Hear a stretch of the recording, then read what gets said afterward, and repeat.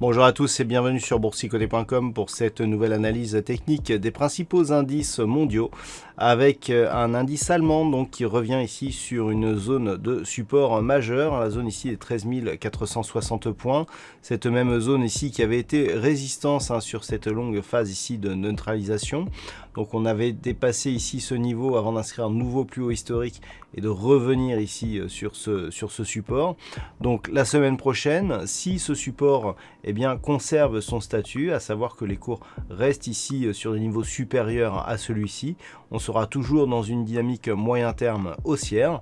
Par contre, en cas de cassure ici, on aura une neutralisation tant que les cours resteraient sous la zone ici des 13 460 points, mais au-dessus de la zone des 12 965 points.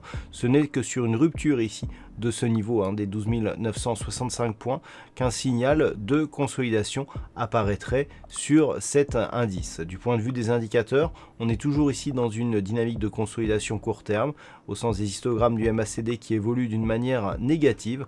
Le RSI, quant à lui, reste neutre. Donc nous sommes tout simplement dans une petite phase de consolidation sur cet indice DAX. Sur l'Eurostoxx 50, la configuration est sensiblement identique. Nous avions aussi une zone de range entre 3387 et 3595 points. On pensait ici un dépassement, un débordement de cette zone jusqu'à la fin de la semaine dernière. Mais cette semaine, on est repassé ici sous la zone des 3595 points. Et les cours continuent ici à consolider et à redescendre ici en direction de la zone des 3387 points.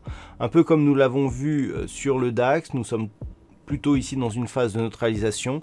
Ce n'est que sur une rupture ici de cette zone des 3387 points qu'il y aurait un potentiel signal de retournement sur cet indice européen. Naturellement, tout retour ici des cours au-delà des 3595 points validerait la poursuite du mouvement haussier.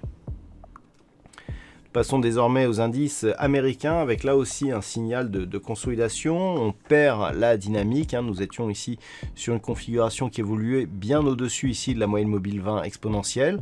Malgré tout, cette moyenne mobile ici en rouge évoluait sous la moyenne mobile arithmétique de même période, ce qui nous indiquait donc un signal d'affaiblissement. Alors on était reparti ici au-delà, mais suite à cette inscription de nouveaux plus hauts significatifs en début de semaine, nous avons une phase de consolidation donc sur les 3 derniers jours. Donc pour l'instant, on revient juste ici au contact de la bande de Bollinger inférieure sur une zone de résistance intermédiaire, puisque nous avions ici ce niveau proche des 3720 points qui était une zone de résistance auparavant, comme on le voit sur ce graphe, avant un franchissement ici sur un petit gap. On revient sur cette zone, donc pour l'instant on a une résistance qui se transforme en support. En cas de rupture ici, il y aurait une neutralisation de la dynamique, sachant que le retournement de tendance se ferait en cas de rupture ici de ce niveau intermédiaire des 3641 points sur le S&P 500. Sur le Nasdaq, nous avons une configuration équivalente, c'est-à-dire ici un signal de poursuite ici de cette dynamique haussière suivi d'un petit retournement. Toutefois, je voudrais attirer votre attention ici sur une configuration que je vous avais signalée il y a quelques temps, liée notamment à la rupture de cette zone ici des 12 440 points. Nous avions défini une extension de Fibonacci ici appliquée à la phase de consolidation, et cette extension de Fibonacci, elle nous donnait ici un objectif au retracement des 161,8% à 13 528 points. Ce niveau, il a été atteint et d'une manière assez précise, puisqu'on peut voir ici ces deux bougies qui viennent donc en début de semaine valider cet objectif avant ici de consolider. Donc on le voit encore une fois, la pertinence ici des extensions de Fibonacci. Donc on atteint ici cette zone qui au final était une zone de résistance avant ici de consolider. Donc autant dire que nous restons dans une dynamique haussière sur l'indice des technos américaines avec juste un retour pour l'instant sur la moyenne mobile 20 exponentielle. Il faudrait casser ici cette zone des 12 440 points pour avoir un signal de retournement de tendance Donc on en est encore relativement loin, même avec la consolidation que nous avons connue cette semaine. On reste donc haussier avec un potentiel retour ici sur cette zone des 13 530 qui validerait donc un nouveau contact sur cette extension de Fibonacci avec en cas de rupture, eh bien, des inscriptions de nouveaux plus hauts historiques à prévoir. Par contre, sur l'indice japonais, la configuration semble nettement moins favorable.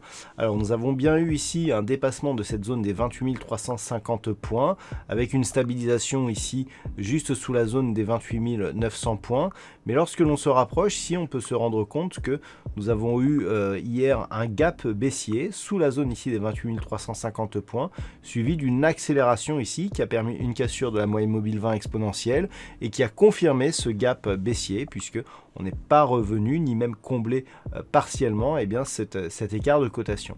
Donc clairement ici on est sur un début de retournement de tendance sur le Nikkei, avec comme objectif ici un possible retour sur la zone des 26 890 points. En cas de rupture de ce niveau, là le retournement serait majeur, puisque nous aurions ici une configuration en anse ici avec tasse inversé, ce qui nous donnerait ici une possible accélération ici, qui nous donnerait un objectif inférieur ici à la zone de support majeur des 25 450 points.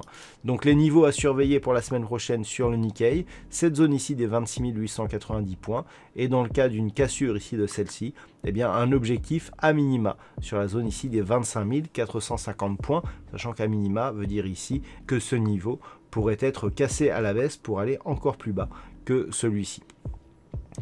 Voilà donc ce que l'on peut dire sur cette analyse technique de ces principaux indices mondiaux. Je vous souhaite un bon week-end. On se retrouve dès la semaine prochaine pour d'autres analyses techniques, toujours sur le site boursicoté.com.